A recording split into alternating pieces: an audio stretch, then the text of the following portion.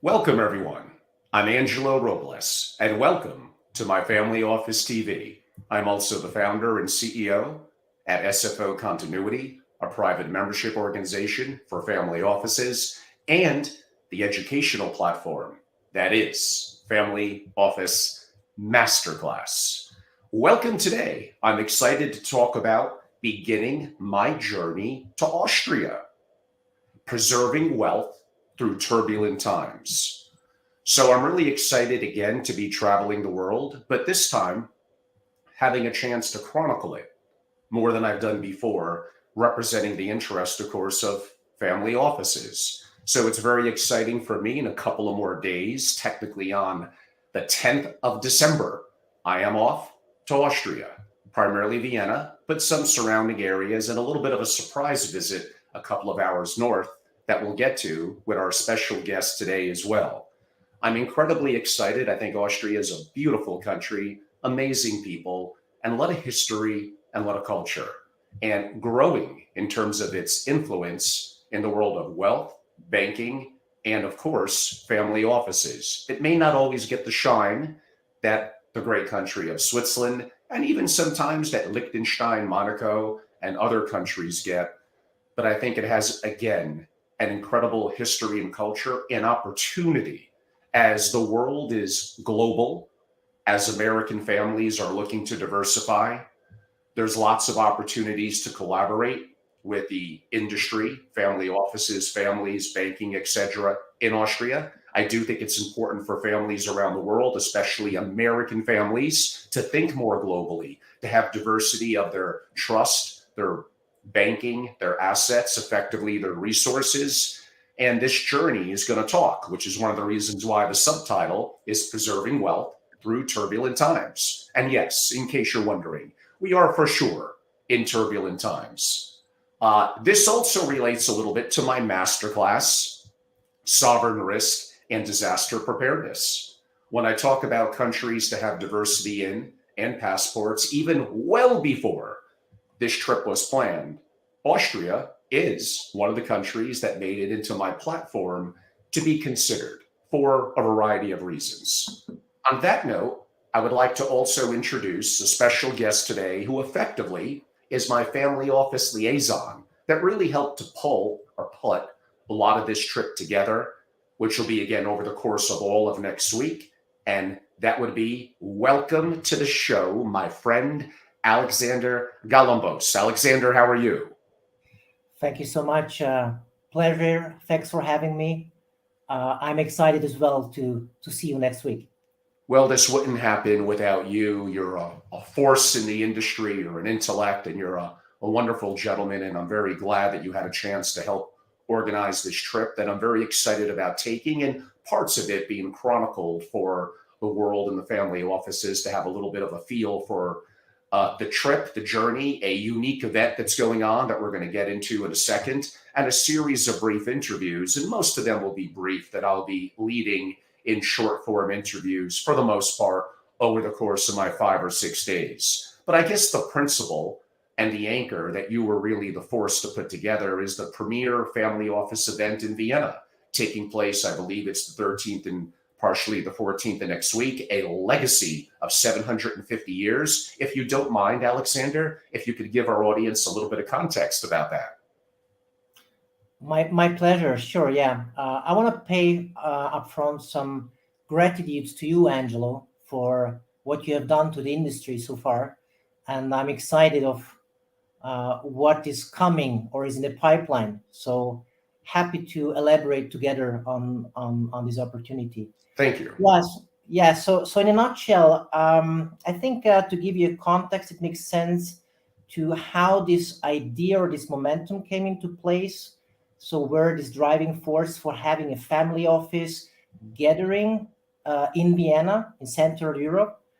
So I myself, I'm in a couple of ventures and call it three pillars of activities. One pillar, I have a risk management background.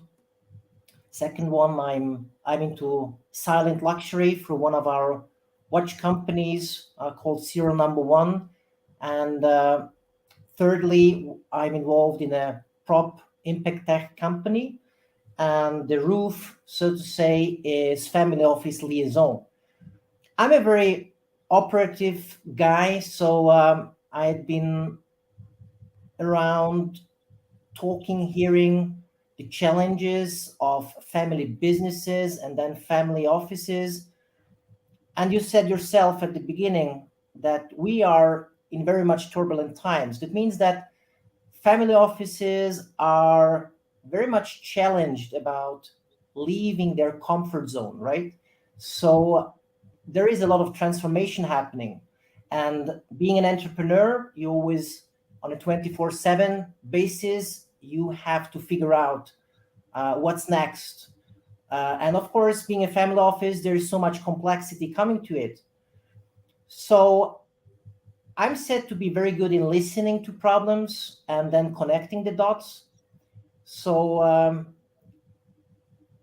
I understood that there is a very strong momentum on geographical diversification and asset diversification in a context of, I wouldn't call it disaster. I want to, formulate it more positively. Continuity of wealth and preparedness. And I feel privileged to know, His Imperial Royal Highness is Habsburg Lothringen. And one of the reasons for making this gathering happen this year, and them inviting to be a family office to invite other family offices to discuss these, turbulences and lessons learned from the past, and walking their talk. And Habsburg Lothringen is around for 750 years. So one pillar drive for this event was to bring in the historic knowledge of how to overcome, and 750 years, I'm pretty sure there had been many, many challenges. So how to overcome and what had been the lessons learned for this family. And they are ready to share this in a very authentic way, in a safe space environment. And one of the key solutions turned out to be a special asset class, or asset, I should put it. And this asset is also nothing new to the industry, but we forgot about it. And these are gemstones, special sort of gemstones. And gemstones turned out to be a very mobile tool for wealth mobility. Okay, so on top of that, the second, so that's kind of the initial ideas, and I like to talk about this and think about this as puzzles. So my kind of life concept is structured in puzzles. So this is certain experiences you have in your lifetime, and there is time when these puzzle pieces kind of get more clarity, then they start to fall into place, and then there is some time where they generate a picture, right? So the reason for having this meeting next week, and not only to have this cornerstone event, but as you said yourself, different more fireside talks, we call them, is to figure out there is room for family office liaisons and business in Central Europe. Mainly, of course, my observation. I'm based in Vienna. I'm driving international, traveling international as well. So Austria, Hungary, Slovak, Czech. So these are, and of course, Swiss, as you mentioned. These are the countries I have the best association with and the best observations. So to figure out how comes that family office affairs is not so much on the radar. Of course, we have in Austria, again, this is my personal observation. In Austria, we have trust solutions, personal trusts and other trust solutions, which, of course, operate very well and have, good reasons to be there in terms of, for tax optimization, and also for uh, preparing the succession of wealth and everything. But the family office, as a definition, as I understand it from an international point of view, where there's a lot of governance coming in, uh, philanthropy, and all the other like, topics. This is we are not there yet. And one of the aim of this event and fireside talks next week is to together discuss this with the family offices and generate an understanding. So, last comment on the reasons for this event.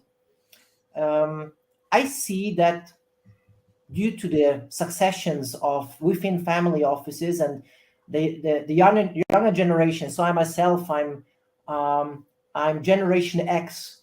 So there is, Generation Z and Alphas coming in. So I see that these younger generations, they're bringing in new ways of thinking, more dynamic, more digitalization. So I'm very happy to see that. I mean, as I mentioned before, so I'm still remember times when I've been interested with a topic, and this is far before internet.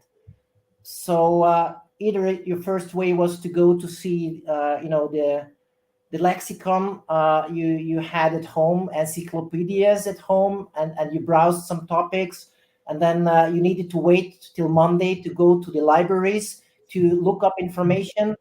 So I know how this kind of I have memories about that. So now being in a really digital world where you can gather a lot of experience and knowledge, and this is a reference also to your masterclass, is we have much more opportunities here, and I love it. I enjoy it to have these new technologies around, and especially because on the end of the day, I think we can drill it down to two things. Thing number one is we are all people, so everything we do is all about people, all about interaction, and the digitalization brought us a lot of opportunities to learn, listen to so many smart people sharing their experiences. This was never around before. And second thought, deep thought I had about that is, on the end of the day, the real currency is time. So whenever we are in a position to transfer knowledge, experience, and through this saving time, that's a value, and that's what all going to be our about next week. That is excellent. Thank you for the comprehensive overview. And we're going to talk a little bit about some of even the one-on-one meetings and hopefully interviews, so you have a little bit of context. Those of you that are watching this in my social media feeds now, really in my overnight, Sunday into Monday. So not much sleep for me. I'm not a good sleeper on the plane, but off and running and actually busy on Monday, the 11th. So the legacy of 750 years, and you mentioned His Imperial Royal Highnesses, Habsburg, Lothringen. It's going to be a tremendous opportunity to be there, to hear their wonderful stories, to weave in the sharing centuries, truly, of wisdom of managing and preserving wealth through turbulent times, and hopefully the opportunity for some brief one-on-ones with me and perhaps interviews that I could share with my audience as well. And we're not going to do a deep dive in it today, but you hinted at a couple. The opportunities in being more globally diverse, including in banking and varying currencies, of understanding the strength and power broadly of Central Europe and underestimated by many families. But I also think of things like land, like real estate in general. You mentioned gems. In one hand, with the right gems, color diamonds and others, you could hold more wealth. I think it actually is potentially, you would have some great gems there, but I think about $200 million in one hand. You can't do that with gold. You'd be the strongest person in the world if you could do that. And that has been a cornerstone, less so for American families, I understand. But again, when you look at things that are potentially uncorrelated, that stand the test of time, that are universally respected around the world, of course, that would also lead me into art. So I think, and sharing a little bit of my experiences doing this for 20 years and traveling the world from Europe to Asia to LATAM to really everywhere, think of these three: land, art, and gems as being something that is universal among the super rich, quote unquote, around the world. And there's a variety of reasons for that. The quick carry, I guess you could say, of gems and potentially art as well. So there's lots of nuances. We don't have time to get into Freeport zones and storage and off the grid or not off the grid insurance. Those are all things, by the way, that I cover in my very intense 24-hour plus masterclass on sovereign risk and disaster preparedness. But this is going to be a lot of fun.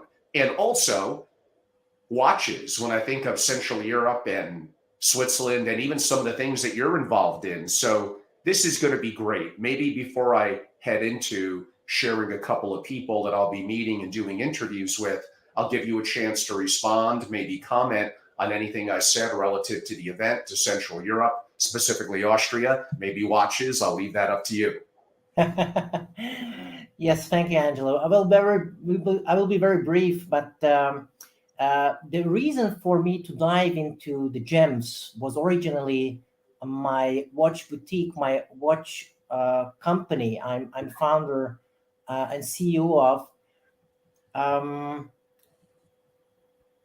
We basically so we tell our client story through our exceptional watchmaking. And I would say like 3-4 years ago, I had been approached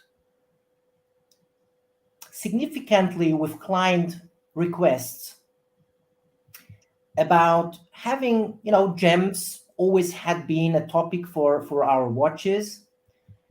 But these 3-4 years ago, there was starting a demand of natural colored gems, which is, again, myself, I had to learn and read about that. And I feel privileged that I got to know Thomas Schrock.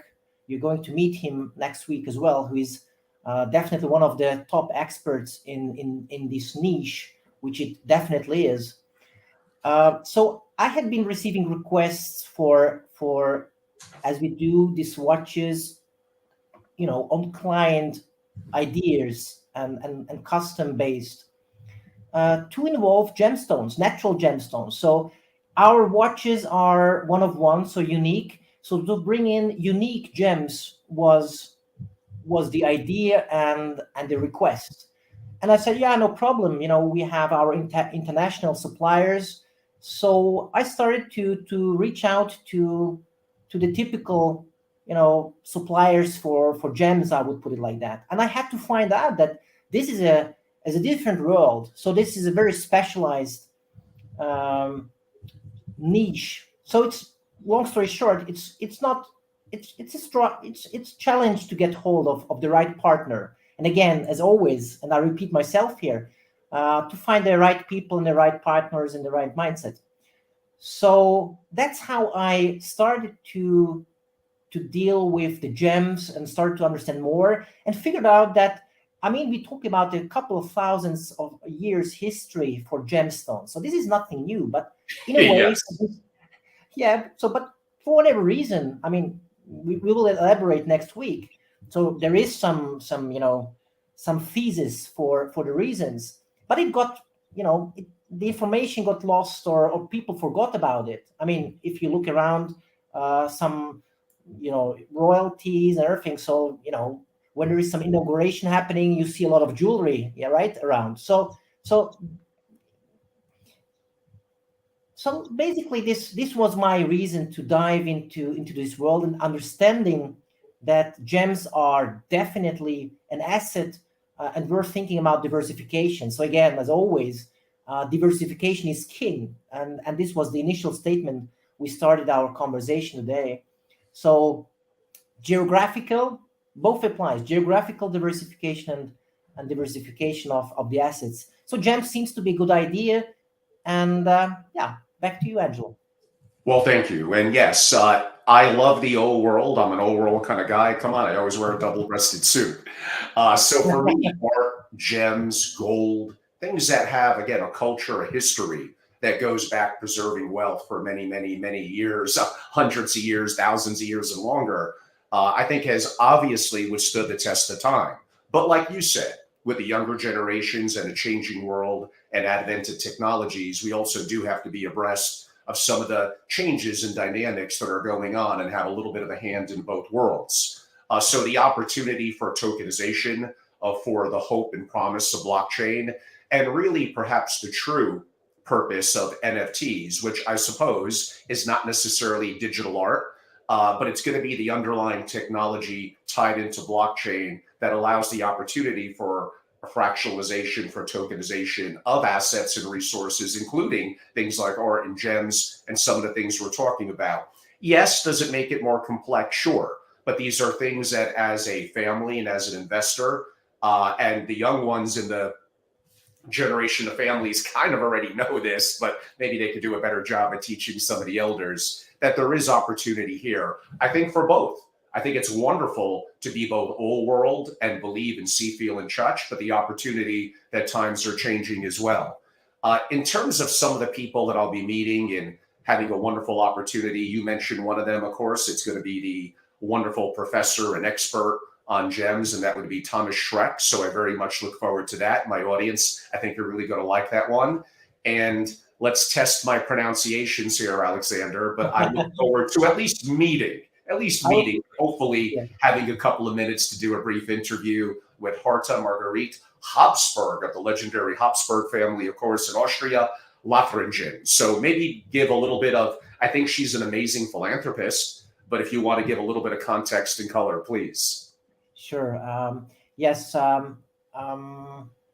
You mentioned one topic, which is properties, agriculture. So this is something they take very seriously, and they have a wonderful format which is called Flame of Peace, which is a very international philanthropic project, and taking place once per year in, if I'm not mistaken, in Vienna, and they give away awards for people who did something for world peace. Okay, so yes, I do believe that they have a very clear understanding about philanthropy and doing a lot for that. So I feel again great gratitude for having them and participating next week and hosting this opportunity for us. Yes, that definitely is amazing. And before I get to a next person I'll be meeting, and I believe spending a little bit of time with, perhaps doing an interview as well, another professor, I might add. What is it with all, everyone's a professor except for me, and we're educated. But since I'm in Austria, of course, Alexander, I kind of do admit I don't often get to have a good Wiener Schnitzel and probably apple strudel. So I do look forward to the wonderful culinary delights of Austria. Highly welcome, and we are preparing some surprises for you. Oh, well, I do look forward to that. So one of the people I'll be meeting that's actually coming in, I suppose, to the event and for our meeting and a brief interview as well is again, as I mentioned, another professor, Monica Nadova Kroshlakova. If you could talk a little bit about the work that she's doing, and I again look forward to my interview. Yes, sure. Monica, we just got to know each other pretty much recently when this preparation started for this event next week. She's a very successful entrepreneur and academic, so it's a super combination, I believe.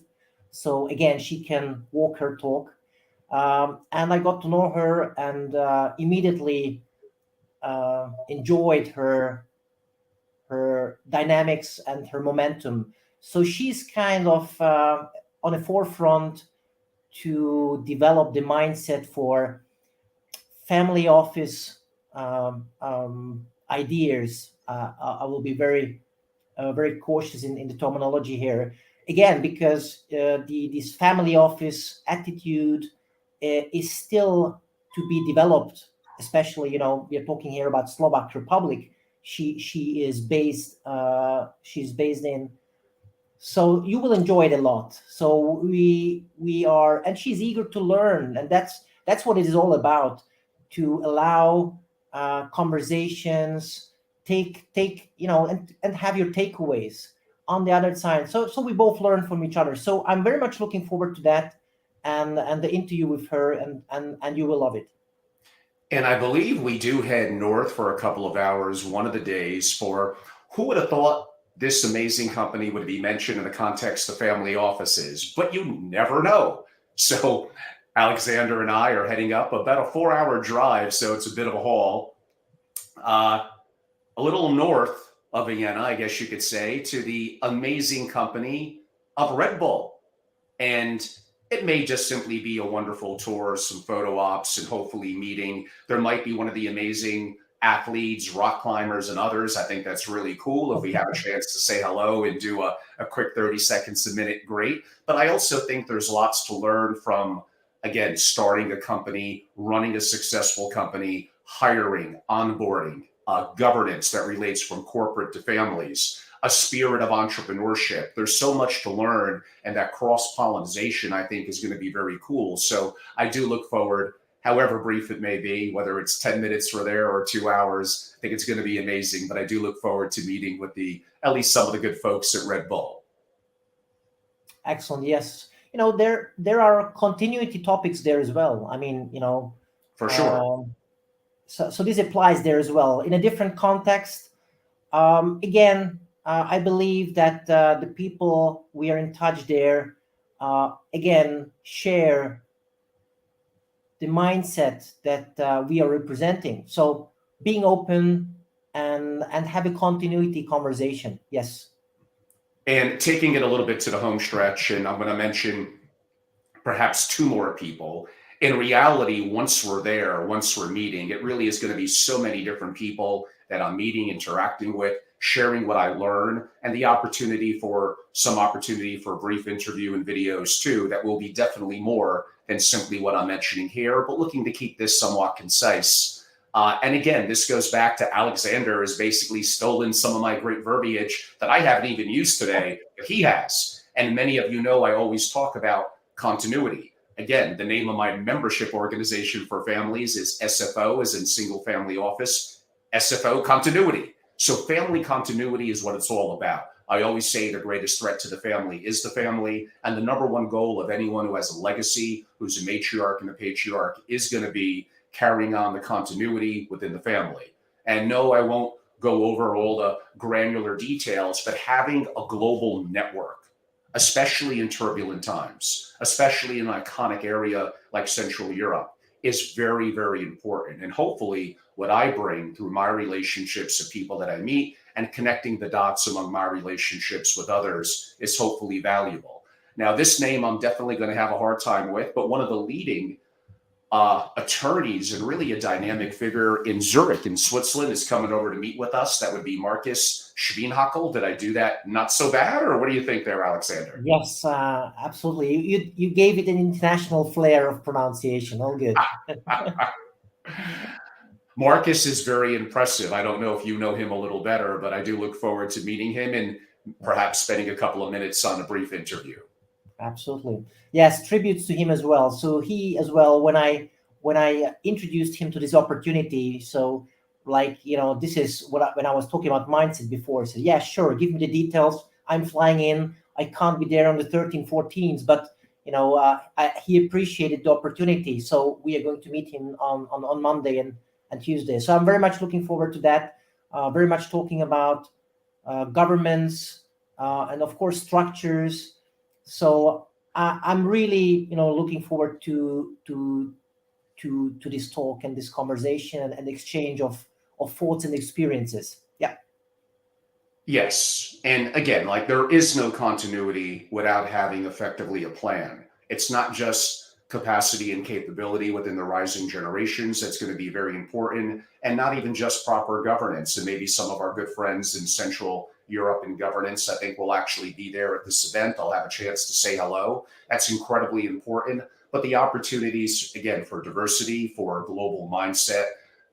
And again, we didn't get into, for some of the unique assets that we mentioned, various ways in terms of structuring, which Marcus is very familiar with, holding, owning various trust structures, foundations. It does get complicated, especially when you look to make it more global. But again, if you worry about the turbulent times that we're in and things that could go wrong, and the amazing work and a combination of luck and other things that go into creating wealth, and it gets harder over time in terms of preserving it. It's not just investing or the impact of taxes, and in some countries, like here in the US, estate taxes, which could be devastating to it. It's other factors that are intertwined, and there's not enough deep thinking, critical thinking that goes behind that. And that is my life purpose. Boy, talk about exciting. But someone's got to do it. Now, I think the last person that I'll bring up, and I'm very excited to meet her as, I believe, a board member of various companies, a trustee, a family office executive, a inheritor. I mean, there's so many. She checks the box on practically everything. And do I just love her name as well? That would be Donatella Ciccarelli, if you could maybe give a little bit of context about Donatella. Yes, I feel, again, very privileged. A very sharp-thinking lady with a lot of experience in, I would say, especially in the Austrian trust arena. And we'll have some amazing exchange of information, again, because of her operational and experience she has. So that will be a great value, and I'm very much looking forward to that. That will be awesome. And I think Alexander will kind of take it kind of home, I guess we could say right now. We're obviously going to have a busy next week. In a couple of days, I head out. Again, I very much look forward to it. It's an honor to be there. Thanks, Alexander, for kind of really putting this all together. And I do look forward to being naturally incredibly curious to just learn, to be a sponge. And so much I still have to learn, that the opportunity of sharing some of this with my audience, even those simply on Family Office TV and my social platforms, that's fine. But a lot of the deeper proprietary thinking, the opportunities, the connecting the dots, really come from being more engaged in SFO continuity or Family Office masterclass. And I've been more and more active around the world. I've been active in effectively Liechtenstein and Switzerland for a while, but I'm really looking forward to the opportunity of meeting amazing people, learning more, further connecting the dots in Austria, and broadly from Slovakia to other aspects of Central Europe. And again, everyone, jump in, jump on the train. There's a lot going on now. Now is the time. I think we're doing really exciting things here in my platforms, and look forward to all of you being a part of it. Alexander, before I do a quick close, why don't I give you an opportunity in a minute or so, whatever you want, in terms of final comments and a little bit about the upcoming my journey there, and you being such a gracious host and amazing entrepreneur. Thank you so much. Appreciate it. And we're very much looking forward to have you next week. And it will be a busy week. So you asked for it. So we come up to this request. My comment would be, very, very straightforward. Being open-minded, I think it's always a kind of stretch in a way to stay focused on things, but still to keep your openness and open mind. And there is something I've seen and learned every time when you talk with successful people. They always keep their eyes open. They're always, like you said yourself, a sponge. So interaction, I truly believe in a formula which is, and it's going to be my final statement, and the formula is 1 + 1 results in 3. Angelo, we are looking forward to have you next week. Happy to share a lot of insights with your audience then, and have a safe flight. I hope so. An 8+ hour flight. Luckily, it's nonstop, but I have lots of work to do, master classes I'm always working on, and things I want to read. And yes, it is going to be very busy, but how apropos we happen to be going to Red Bull, where, of course, we're going to have some Red Bull. I'm going to get a lot of caffeine. So I will be wired. I will be ready. I very much look forward to the trip. Again, it wouldn't happen without you, so I greatly appreciate you, Alexander Galambos. Thank you so much. And those of you, so this might be the last social media or post I do, not 100% sure, before I'm at least at the airport or more than likely landing in Austria, where of course will probably be snowing, but I need to see some snow in the greater New York, Connecticut area. Not as much Wyoming, but we just haven't had as much the last year or two. So this time of year, in terms of the holiday season, I'm sure Austria is fantastic. I very much look forward to the trip. Lots of amazing people to meet, primarily thanks to you. And those of you that may hear this last second that are in the area and wanted to reach out, send me a DM, LinkedIn, or other methods to communicate. And perhaps on that note, again, everyone, for this purpose, I'm Angelo Robles of Family Office TV. And again, also SFO Continuity and Family Office Masterclass. Learn more by simply going to angelorobles.com. You could reach me at angelo@angelorobles.com. And again, follow me on all social media platforms. And you could always DM. I'm usually good with connectivity via DM, so that is a good way to reach out, especially with international travel next week and figuring out my iPhone and all that. So it'll be fun, of course. So on that note, very much looking forward to Austria. Alexander, thank you so much. And everyone, have a great day. See you soon. Thank you.